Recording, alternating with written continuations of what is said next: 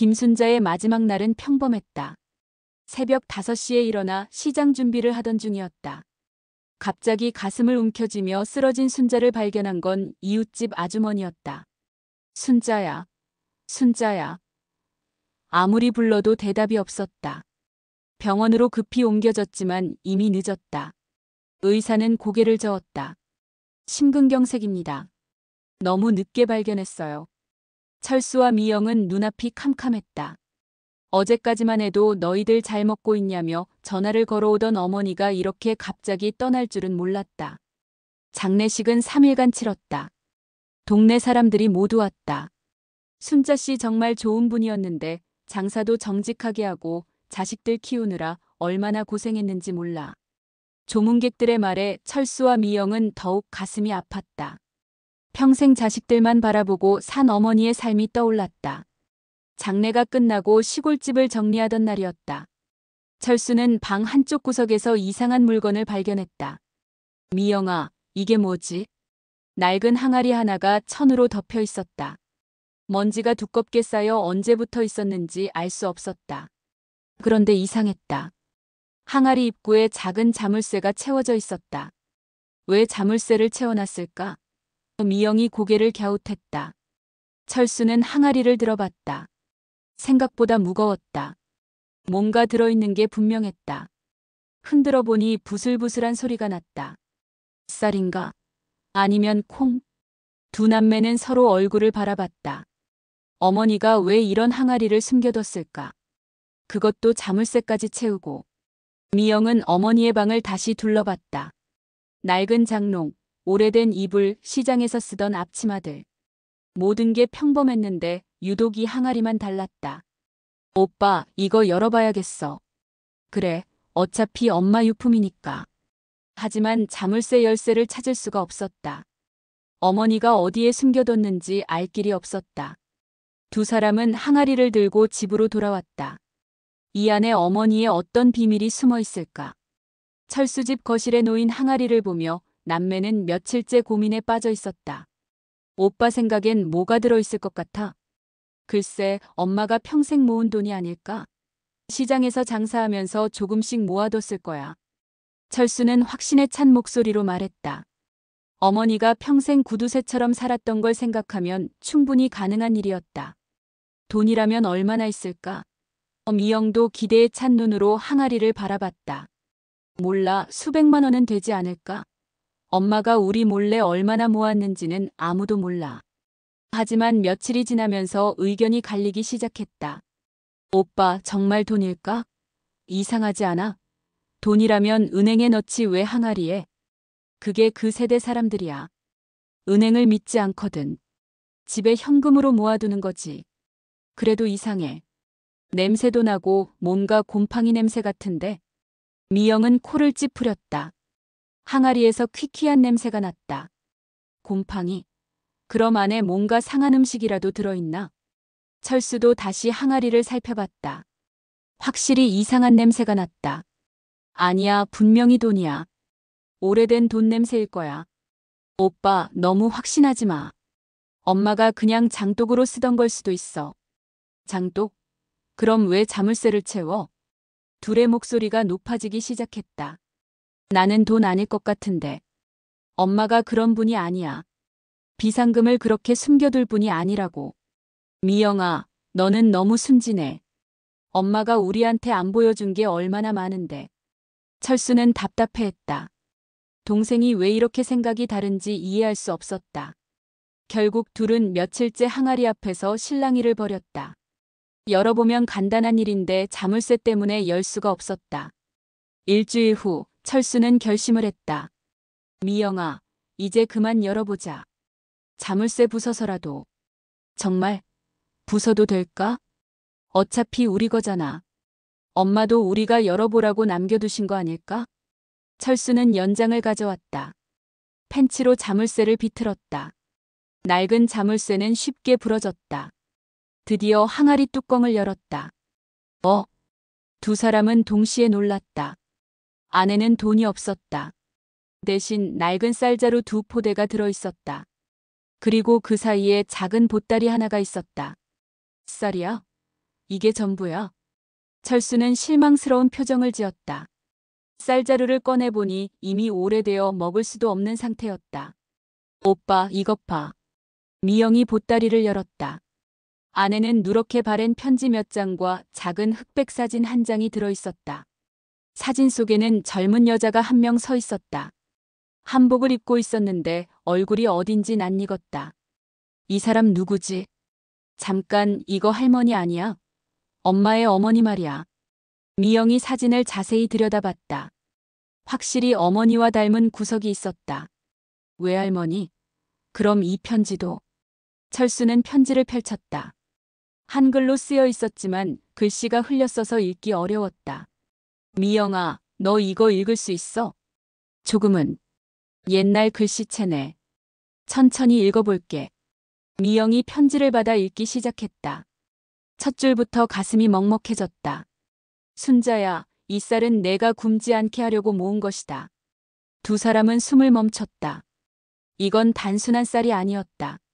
외할머니가 어머니를 위해 남겨둔 것이었다. 편지는 계속됐다. 힘들어도 이 쌀을 보며 견뎌라. 언젠가는 좋은 날이 올 것이다. 철수와 미영은 서로를 바라봤다. 이제야 알 것 같았다. 어머니가 왜 이 항아리를 그렇게 소중히 간직했는지. 미영은 떨리는 손으로 편지를 계속 읽었다.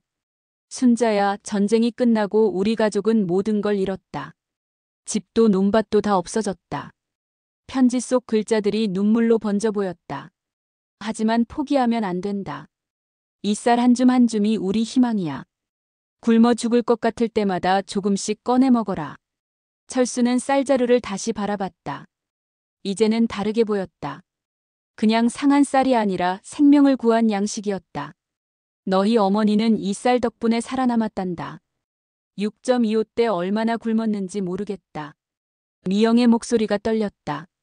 어머니의 어린 시절이 얼마나 힘들었는지 짐작이 됐다. 편지는 더욱 애절했다. 순자야, 나는 너를 제대로 못 키워줘서 미안하다. 하지만 이 쌀만큼은 끝까지 지켜라. 언젠가 내가 자식을 낳으면 그때도 도움이 될 거야. 철수는 고개를 숙였다. 어머니가 평생 왜 그렇게 음식을 아꼈는지 이제야 이해됐다.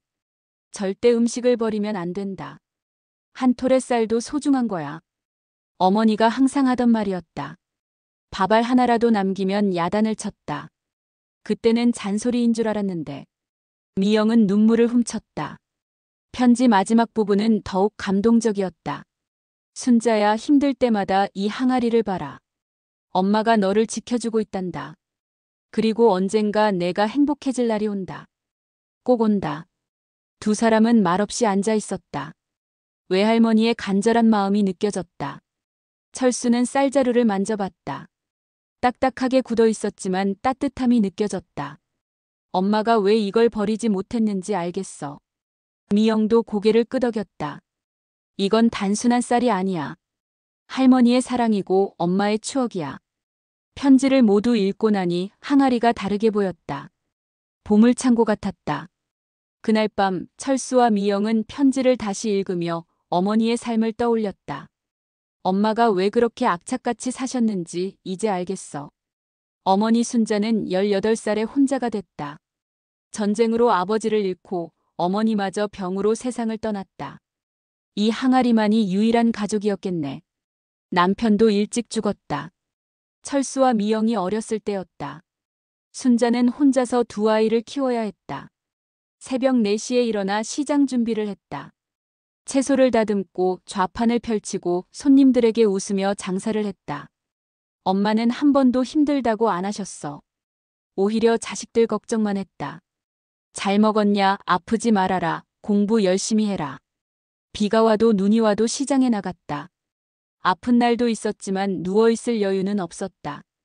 우리가 대학 갈 때도 등록금 마련하느라 얼마나 고생하셨는지. 철수는 어머니가 밤늦게 장부를 정리하던 모습이 생각났다.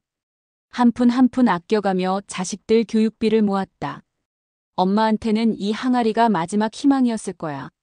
힘들 때마다 항아리를 보며 버텼을 것이다. 외할머니의 사랑을 떠올리며 힘을 냈을 것이다. 미영은 어머니의 방을 다시 생각했다. 그렇게 소박하게 사셨는데 이 항아리만큼은 소중히 간직하셨구나. 우리는 정말 아무것도 몰랐어. 어머니의 아픔도 과거도 희생도 모르고 살았다. 그저 잔소리 많은 어머니로만 생각했다. 또 시작이네 알았다고 하잖아. 이제야 깨달았다. 그 모든 잔소리가 사랑이었다는 걸. 엄마는 우리가 굶는 걸 가장 무서워하셨어. 냉장고에 음식이 떨어지면 안절부절 못했다. 자식들이 한 끼라도 거르면 속상해했다. 외할머니의 경험이 어머니에게 전해진 것이었다. 굶주림의 공포가 평생 따라다녔던 것이다. 며칠 후 철수의 마음은 복잡했다. 편지를 읽고 감동했지만 현실적인 문제가 있었다. 그래도 돈 한 푼 없다는 게 말이 되냐? 철수는 아내에게 털어놨다. 장례비도 많이 들었는데 어머니가 뭔가 남겨두신 게 있을 거라고 생각했거든. 아내도 고개를 끄덕였다. 그러게 그렇게 검소하게 사시면서 아무것도 안 모아두셨을 리가 없는데. 철수는 미영에게 전화를 걸었다. 미영아, 정말 이게 전부야? 다른 곳에 숨겨둔 건 없을까? 오빠, 집을 다 뒤져봤는데 없어. 통장도 확인해봤고. 그럼 어떻게 해? 어머니 장례비만 해도 1,000만 원이 넘게 들었어. 철수의 목소리에 짜증이 섞였다. 오빠, 그런 식으로 생각하면 안 되지. 어머니 뜻을 생각해봐. 뜻? 무슨 뜻? 상한 쌀 2포대가 무슨 뜻이야? 외할머니 편지 읽지 않았어? 이건 돈보다 소중한 거야. 미영도 목소리를 높였다. 소중하긴 뭐가 소중해. 현실을 봐. 우리도 애들 키우느라 힘든데. 철수는 화가 났다. 어머니에 대한 그리움보다 현실적인 부담이 더 컸다. 오빠가 그렇게 나올 줄 몰랐어. 어머니가 평생 우리를 위해 희생하신 걸 모르겠어? 희생한 거 아니까. 하지만 지금 우리 상황도 생각해봐. 둘의 말다툼이 점점 격해졌다. 오빠는 돈밖에 모르는구나. 어머니 마음은 관심도 없고. 너는 너무 감정적이야. 현실성이 없어. 결국 둘은 며칠째 말도 안 했다. 항아리는 철수집 거실에 그대로 놓여 있었다. 볼 때마다 마음이 복잡했다. 정말 이게 어머니가 남긴 전부일까? 다른 곳에 숨겨둔 건 정말 없을까? 철수는 계속 의심했다. 하지만 아무리 찾아도 나오는 건 없었다. 일주일 후 미영이 다시 편지를 읽어보다가 놀라운 걸 발견했다. 편지 마지막 장에 희미하게 쓰인 글씨가 더 있었다. 이게 뭐지? 자세히 보니 외할머니가 마지막에 덧붙인 말이 있었다. 순자야, 쌀보다 값진 것이 있단다. 미영은 숨을 멈췄다. 그것은 내가 낳아 키운 자식들이 서로 사랑하며 사는 모습이야. 편지는 계속됐다. 돈이나 재산은 없어도 된다. 하지만 형제가 서로 등지고 산다면 그보다 슬픈 일은 없다. 미영의 눈에 눈물이 맺혔다. 내가 이 쌀을 남겨둔 것도 너희가 서로 아끼며 살라는 뜻이다. 외할머니의 진짜 메시지였다. 힘들 때일수록 서로 의지하고 어려울 때일수록 함께 나눠라. 미영은 급히 철수에게 전화를 걸었다. 오빠, 편지에 숨겨진 글씨가 더 있어. 뭐? 철수도 달려왔다. 미영이 편지를 보여줬다. 여기 봐. 외할머니가 마지막에 이렇게 쓰셨어. 철수는 편지를 읽으며 얼굴이 빨개졌다. 형제가 서로 등지고 산다면 그보다 슬픈 일은 없다. 바로 자신들의 모습이었다. 오빠, 우리 정말 바보 같았어. 미영도 눈물을 흘렸다. 어머니가 평생 우리를 지켜보시며 얼마나 걱정하셨을까. 철수는 고개를 떨어뜨렸다. 돈 때문에 동생과 다퉜던 자신이 부끄러웠다. 미영아, 미안해. 형이 너무 현실적으로만 생각했나 봐. 아니야, 오빠. 나도 오빠 마음을 이해 못했어. 두 사람은 서로를 바라보며 울었다. 외할머니와 어머니의 진짜 유산을 이제야 깨달았다. 돈이 아니라 가족 사랑이었다. 그날부터 철수와 미영은 매일 만났다. 어머니 이야기를 하고 추억을 나눴다. 엄마가 우리한테 해주신 게 정말 많았어. 밤늦게까지 일하면서도 자식들 도시락은 꼭 싸주셨다. 아파서 학교 못 가면 죽 끓여주셨다. 그때는 당연한 줄 알았는데 이제 생각해보니 정말 대단하신 분이셨어. 혼자서 두 아이를 키우면서 대학까지 보내셨다. 그 힘든 시절을 어떻게 버티셨을까? 엄마는 항상 우리 걱정만 하셨지. 자신은 아픈 걸 숨기면서 자식들 건강만 챙기셨다. 겨울에 감기라도 걸리면 온종일 걱정하셨다. 철수는 결심을 했다. 미영아, 이 항아리를 어머니 집에 다시 가져다 놓자. 정말? 응, 그게 맞는 것 같아. 어머니가 평생 지키신 거잖아. 두 사람은 시골집으로 갔다. 어머니가 생전에 가장 아끼던 방 한쪽에 항아리를 놓았다. 엄마, 이제야 알겠어요. 진짜 보물이 뭔지. 철수가 어머니 사진 앞에서 말했다. 우리가 서로 사랑하고 도우며 사는 것. 그게 엄마가 원하신 거죠? 미영도 어머니 사진에 인사했다. 엄마, 앞으로는 오빠랑 싸우지 않을게요. 서로 의지하며 살게요. 그날부터 두 남매는 자주 만났다. 철수는 미영의 집안일을 도왔고 미영은 철수 아이들을 돌봐줬다. 어머니가 원하던 바로 그런 모습이었다. 항아리 속 쌀은 비록 먹을 수 없었지만 그 안에 담긴 사랑은 영원히 남았다. 외할머니에서 어머니로, 어머니에서 자식들로 이어지는 사랑이었다. 우리도 우리 아이들에게 이런 사랑을 물려줘야겠어. 철수와 미영은 다짐했다. 돈이나 재산이 아니라 진짜 소중한 것을 가르쳐 주자고. 어머니의 항아리는 이제 두 가족의 보물이 되었다. 힘들 때마다 찾아와서 보는 희망의 상징이 되었다. 그렇게 김순자의 진짜 유산은 자식들의 마음속에서 영원히 살아 숨쉬게 되었다.